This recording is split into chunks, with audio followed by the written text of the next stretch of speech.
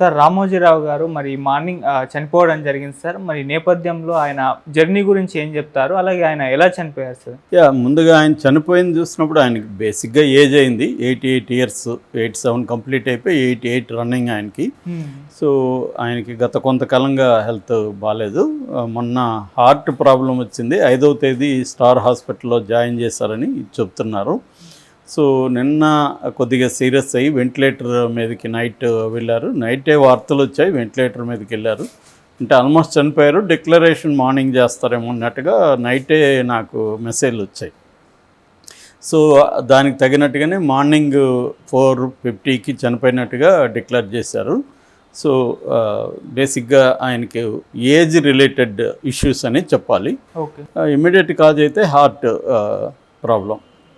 ఇక ఆయన బేసిక్గా ఆయన కంపెనీలు తీసుకుంటే ఆయన ప్రధానంగా వ్యాపారవేత్త, తర్వాత జర్నలిజంలో దాని ఏమంటారు ఒక లెజెండ్.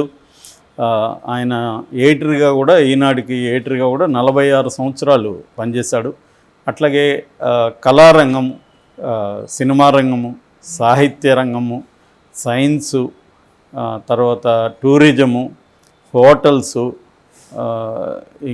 చిట్ ఫండ్సు, ఇంకా చాలా రకాల వ్యాపారాలు, అడ్వర్టైజింగు, పచ్చళ్ళు, అంటే ఫుడ్ అనుకోవచ్చు. సో వీటన్నిటికీ తలదన్నేటిగా రామోజీ ఫిల్మ్ సిటీ.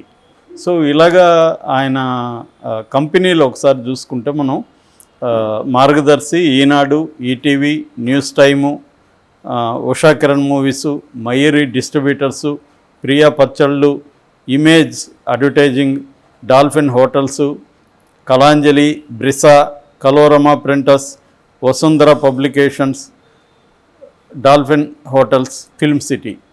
ఇలా అంటే దాదాపు ఒక 30-40 కంపెనీస్ ఆయన ఉన్నాయి. అందులో సక్సెస్ఫుల్గా రన్ అయినవి ఒకటి మార్గదర్శి, తర్వాత డాల్ఫిన్ హోటల్సు, ప్రియా పచ్చళ్ళు, ఈనాడు అండ్ ఈటీవీ, ఈ గ్రూప్ అనమాట. దాని తర్వాత సినిమా రంగంలో కూడా ఆయన ఉషా కిరణ్ మూవీస్ పేరుతో వచ్చారు. సో బేసిక్గా ఈయన బయోగ్రఫీ మనం టూకీగా చెప్పుకుంటే, వీళ్ళది కృష్ణా జిల్లా పెద్దపాడు.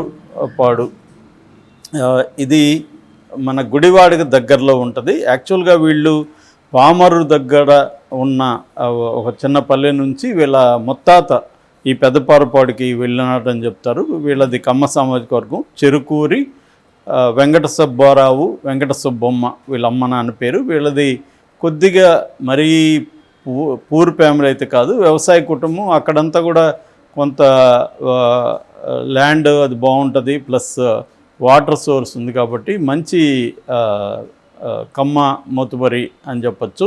సో వీళ్ళకి మంచి పెంకుటిల్లు ఉండేది అప్పట్లోనే. సో తన ఇద్దరు అక్కలు రాజ్యలక్ష్మి, రంగనాయకమ్మ. రాజ్యలక్ష్మి ఆల్రెడీ చనిపోయారు, రంగనాయకమ్మ ఉన్నారు. సో ఈ ఇద్దరు ఆడపిల్లలు పుట్టిన తర్వాత మగపిల్లవాడు కావాలని వాళ్ళ అమ్మ నాన్న అనుకుంటే చాలా గ్యాప్ తర్వాత ఇతను పుట్టాడు. ఇతను ఎప్పుడు పుట్టాడంటే వాళ్ళ తాత రామయ్య ఆయన చనిపోయిన 13 రోజులకి ఈ అబ్బాయి పుట్టాడు.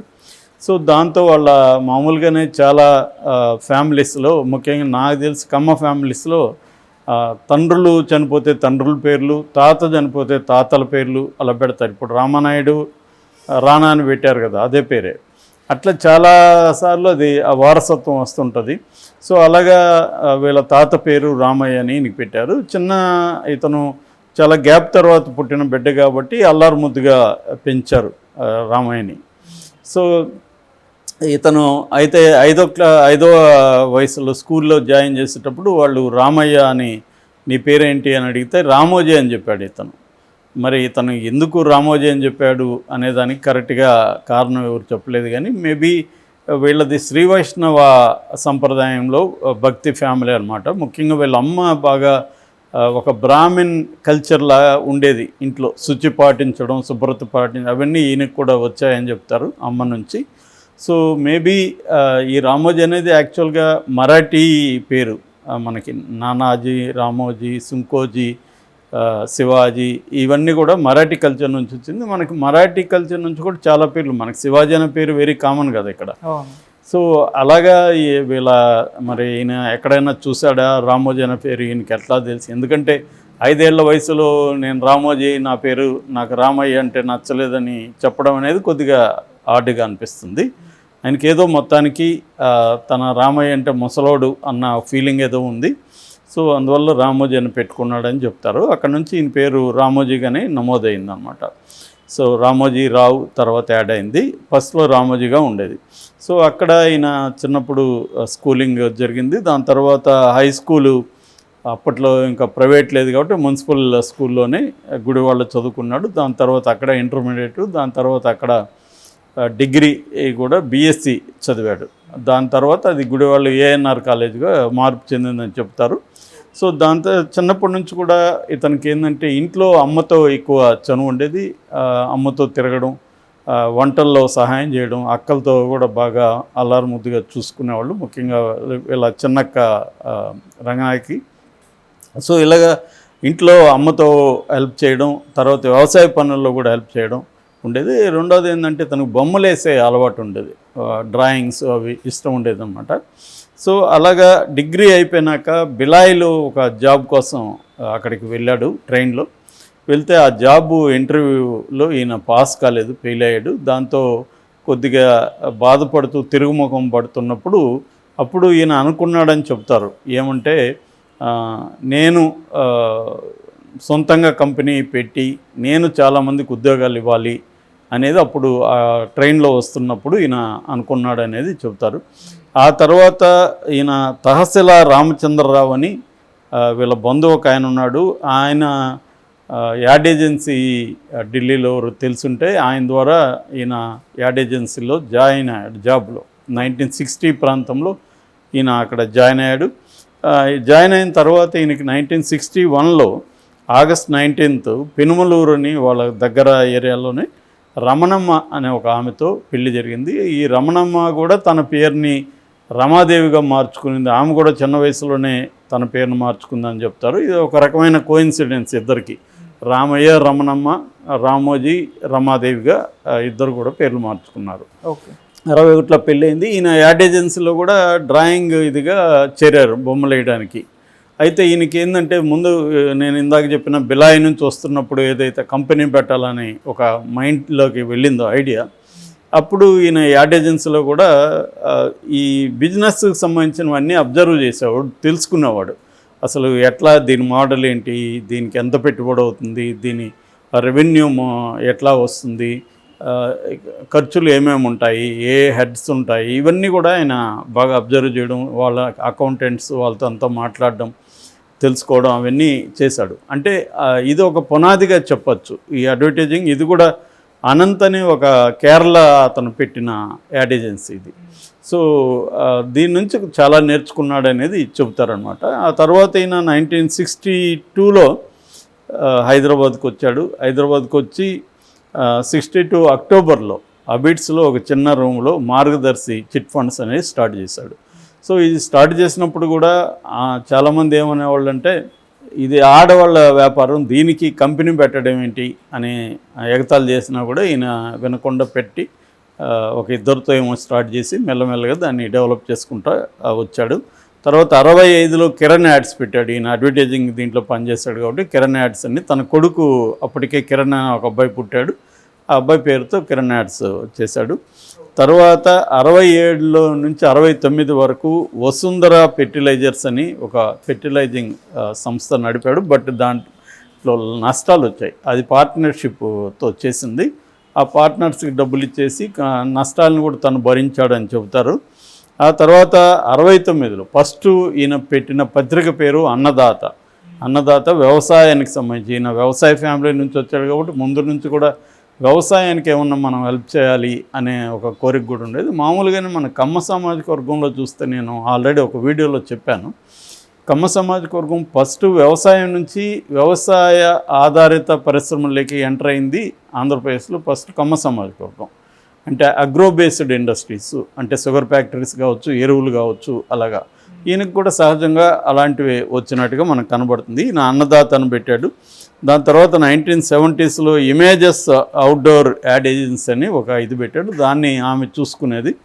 దాని తర్వాత 1971లో ఇమేజెస్ యాడ్ ఏజెన్స్ ద్వారా ఈయనకి పరిచయాలు వచ్చి వైజాగ్లో వచ్చినప్పుడు అక్కడ అప్పటికి అది డెవలపింగ్ సిటీ, పోర్ట్ సిటీ కాబట్టి ఈయనకి అక్కడ ఇంట్రెస్ట్ కలిగింది. అక్కడ హోటల్స్ మంచివి లేవు అని చెప్పి 1971లో డాల్ఫిన్ హోటల్ పెట్టాడు. దాని తర్వాత అక్కడ ఈయనకి అప్పటికే పత్రికలు చదివే అలవాటు ఈయనకు ఉంది. ఆ హోటల్లో కూడా పత్రికలు అవన్నీ తెప్పించేసేవాడు. అప్పటి వరకు ఏంటంటే ఆంధ్రప్రభ, ఆంధ్రపత్రిక, ఆంధ్రజ్యోతి ఇలాంటి పత్రికలు ఎక్కువగా ఆంధ్ర పేరుతో ఉండేవి. సో ఈయన దీన్ని డిఫరెంట్గా మనం కూడా ఒక పత్రిక పెడదామని కోరికొచ్చింది. దాంతో ఈయన అన్నీ కూడా ఆంధ్ర ఉంది, మళ్ళీ మనం ఆంధ్ర ఎందుకు పెట్టేది, వేరేది ఏదైనా పెడదాం అనుకున్నప్పుడు హిందీలో ఆద్య అని ఒక పత్రిక అప్పుడు ఏదో ఉంటే దాన్ని ఇన్స్పిరేషన్తో ఈయన ఈనాడు అని పెట్టాడు. ఈనాడు అంటే ఈ రోజు అని వస్తుంది, ఈనాడు అంటే ఈ ప్రాంతం అని కూడా వస్తుంది. బట్ ఈయన ఈరోజు అనేది ఈయన తీసుకున్నాడు. అలాగా ఈయన 1974లో తక్కువ మందితో అక్కడ ఒక సీతమ్మదారిలో చిన్న షెడ్ తీసుకొని అక్కడ స్టార్ట్ చేశాడు. నిజానికి ఈనాడుతో ఈయన లైఫ్ దశ తిరిగిందని చెప్పచ్చు. అంతకుముందు మార్గదర్శి చిట్ ఫండ్స్ వల్ల ఏమైందంటే ఈయన వ్యాపారాలకు పెట్టుబడి సమకూరింది. డబ్బులు ఎవరినో అడుక్కోకుండా తన చిట్స్ డబ్బులు వస్తాయి కాబట్టి ఆ డబ్బులతో వేరే వ్యాపారాలకి పెట్టుకుంటూ వచ్చాడు. ఇదే లీగల్గా కరెక్ట్ కాదనేది తర్వాత కాలంలో మనకి ఉండవల్లి అరుణ్ కుమార్ చెప్పాడు. ఏదేమైనా అలాగా ఈయన అక్కడి నుంచి ఈనాడు ఎడిటర్గా ఈయన ఉన్నాడు. 40 ఏళ్ళు ఎడిటర్గా ఉండి 2020లో మాత్రమే ఎడిటింగ్ బాధ్యతల నుంచి పక్కకు వచ్చి వేరే వాళ్ళ పేరు వేయడం మొదలుపెట్టాడు. అప్పటి వరకు పేరు ఈయనదే ఉండేది, ఎడిటర్లు వేరే వాళ్ళు ఉండేవాడు, కానీ ఈయనే ఎడిటర్గా చేసుకున్నాడు. నిత్యం ఉషోదయంలో సత్యం నినజించుగాక అన్న స్లోగన్తో ఈనాడు స్టార్ట్ అయింది. ఇంకా ఈనాడు ఒక పెద్ద చరిత్ర. ఈయన మొత్తం రామోజీరావు చరిత్ర చెప్పుకుంటే మనకు గంట కూడా సరిపోదు, బట్ నేను టూకీగా చెప్తున్నాను. సో ఓవరాల్గా ఈనాడుతో ఈయన ఒక బ్యాంగ్ స్టార్ట్ చేశాడు అనొచ్చు. దాని తర్వాత ఈనాడు విపరీతంగా విస్తరించింది ఎప్పుడంటే 1983లో ఎన్టీ రామారావు పార్టీ పెట్టినప్పుడు. ఒక రకంగా ఈనాడు రామోజీ లేకపోతే రామారావు సక్సెస్ అయి ఉంటాడా అన్న డౌట్ కూడా చాలామందికి ఉంది. ఈ రేంజ్లో అయితే అయి ఉండకపోవచ్చు, ఆయనకి టైం బట్టి ఉండేది. సో రామోజీరావు కూడా ఆల్రెడీ కాంగ్రెస్ మీద కోపం ఉండడం, తన కమ్మ సామాజిక వర్గం నుంచి కూడా ఒక నాయకత్వంలోకి రావాలని కోరుకోవడం, అప్పటికంతా రెడ్లే ప్రధానంగా చీఫ్ మినిస్టర్గా అంతా ఉండేవాళ్ళు. అలాగా కమ్మ సామాజిక వర్గం మొత్తం కూడా అండగా ఉండడం. రామోజీరావు ఏంటంటే రామారావుకి ఏ ఏరియాలో ఆ ఏరియాలో గైడ్ చేయడం, వాళ్ళ ద్వారా ఆయనకి అన్ని విషయాలను అందించడం, ఆయన వెళ్తున్న ఏరియాలంతా తన యాడ్ ఏజెన్సీ ద్వారా వాటిని ప్రమోట్ చేయడం, ఆడియో క్యాసెట్లు విపరీతంగా ఆయన సంభాషణలు ప్రమోట్ చేయడం, తనకు అప్పటికే మార్కెటింగ్ ఇవన్నీ నెట్వర్క్ ఉంది కాబట్టి దాని ద్వారా రామారావుని బ్రహ్మాండంగా ప్రమోట్ చేశాడు ఆయన. ఆ తర్వాత రామారావు అధికారంలోకి వచ్చినాక 30 లక్షల బిల్లు పంపించాడని కూడా అంటారు. దానికంతా కూడా పంపించుండొచ్చు, ఆయన బేసిక్గా వ్యాపారవేత్త కాబట్టి అవన్నీ ఊరికేందుకు ఇవ్వాలి. సో అలాగా రామారావు అధికారంలోకి రావడానికి ఈనాడు ఉపయోగపడింది. ఈనాడు సర్క్యులేషన్ ఆ టైంలో 1 లక్ష పెరిగిందని చెప్తారు. అది ఒక రకంగా ఈనాడికి ఒక పెద్ద గంతు అని చెప్పొచ్చు, లీప్ అని చెప్పొచ్చు. సో ఇంకా అక్కడి నుంచి ఆయన విస్తరించుకుంటూ వచ్చాడు. ఆ తర్వాత అదే రామారావుని పడగొట్టడానికి కూడా ఈయన విపరీతంగా రామారావుకి నెగిటివ్ క్యాంపెయిన్ కూడా చేశాడు చంద్రబాబు తరఫున. సో ఈయన ముందు నుంచి కూడా రామోజీరావు తెలుగు రాజకీయాలకు సంబంధించి దాని గాడ్ ఫాదర్ లాంటి వాడు, ఒక మాఫియా లీడర్ లాంటి వాడు. అంటే ఎవరిని సీఎం చేయాలన్నా ఎవరిని దించేయాలన్నా రామోజీరావు చేయగలడు అన్న స్థాయిలో ఆయనకు పేరు వచ్చింది. ఆ విషయంలో ఫస్ట్ ఈయన ఢీకొట్టిన వ్యక్తి వైఎస్ రాజశేఖర రెడ్డి ఫస్ట్ రామోజీరావుని ఒక దెబ్బ కొట్టగలిగాడు. తన మార్గదర్శి మీద కేసు వేయించి ఆ తర్వాత జగన్ ట్రై చేశాడు, కానీ ఫైనల్గా జగన్ ఆ బ్యాటిల్లో ఓడిపోయాడు. రామోజీరావే పై సాధించాడు. బట్ ఆ విజయం చూడకముందు ఆయన చనిపోయాడు. సో ఏదేమైనా రామోజీరావు మీద అనేక ఆరోపణలు కూడా ఉన్నాయి. ముఖ్యంగా రామోజీ ఫిల్మ్ సిటీకి సంబంధించి ల్యాండ్ ఆక్యుపై చేసుకున్నాడని. 2000 ఎకరాల్లో రామోజీ ఫిల్మ్ సిటీ ఉంటే ఇంకొక 2000 ఎకరాలు దానికి అనుబంధంగా ఫార్మ్స్ కానీ తర్వాత డైరీ ఇది కానీ తోటలు ఇవన్నీ ఉన్నాయి. మేము కూడా నా ఫస్ట్ సినిమా డ్రీమ్స్ని అక్కడే షూట్ చేసాము. ఆ తర్వాత నేను రాఘవేంద్రరావు దగ్గర పనిచేసేటప్పుడు కూడా మొత్తం స్టోరీ సిట్టింగ్ అంతా అక్కడే ఉండేది. నేను చెప్పిన ఎక్స్టెన్షన్ 2000 ఎకరాల్లోనే మా ఆఫీసు అక్కడ ఉండేది. సో అట్లా ఏదేమైనా ఆయన మీద ఇటువంటి అనేక విమర్శలు ఉన్నాయి. మామూలుగానే ఇండియాలో వ్యాపారవేత్తలు అనేవాళ్ళు వ్యవస్థల్ని మేనేజ్ చేయకుండా ఎవరు కూడా ఎస్టాబ్లిష్ అయ్యే అవకాశం లేదు. ఎందుకంటే మనది గ్రోయింగ్ ఎకనామీలో 1930s అమెరికాలో కూడా అదే ఉండేదని ఎకనామిస్టులు చెప్తారు. సో ఇక్కడ కూడా అంతే. సో మనకేందంటే వ్యవస్థల అన్నిటినీ ఉపయోగించుకొని తమ పరపతి ద్వారానో లేకపోతే లంచాలు ఇచ్చో ఉపయోగించుకొని తాము గ్రో అవ్వాలి. అదే పద్ధతిలో ఈయన కూడా అయ్యి ఉంటాడు, నో డౌట్. బట్ ఖచ్చితంగా ఈయన తెలుగు జాతి కావచ్చు, లేకపోతే తెలుగు సంస్కృతి కావచ్చు, కళారంగాలు, జర్నలిజం అన్నిట్లో రామోజీరావు ముద్ర లేకుండా ఏది లేదు.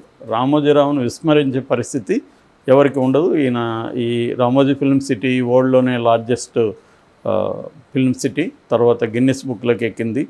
సో ఆయన కొన్ని లక్షల మందికి ఇండైరెక్ట్గా డైరెక్ట్గా ఉద్యోగాలు కూడా ప్రొవైడ్ చేశాడు. అయితే ఆయన రామోజీ ఫిల్మ్ సిటీ పెట్టిన చుట్టుపక్కల పల్లెల్లో ఉన్న యూత్కి కూడా తన రామోజీ ఫిల్మ్ సిటీలో జాబ్స్ ఇచ్చాడు. దాదాపు 70,000 మంది అక్కడ పనిచేస్తుంటే మేము ఉన్నప్పుడు కూడా మేము అవన్నీ విచారించాం. ఎక్కడంటే ఆ ఊర్లలో వాళ్ళకి అందరికీ ఇచ్చాడు. ఆ ఊర్లోని కూడా డెవలప్ కూడా అయినాయి, వాళ్ళ ల్యాండ్స్ వాల్యూలు పెరిగినాయి, వాళ్ళకి కూడా ఫైనాన్షియల్గా కూడా డెవలప్ అయింది ఈయన రామోజీ ఫిల్మ్ సిటీ వల్ల. ఏదేమైనా వివాదాస్పద వ్యక్తిగా కూడా ఆయన రికార్డు సృష్టించాడు. ఒకప్పుడు ఈనాడు కోసం వెయిట్ చేసేవాళ్ళు తెల్లారితో,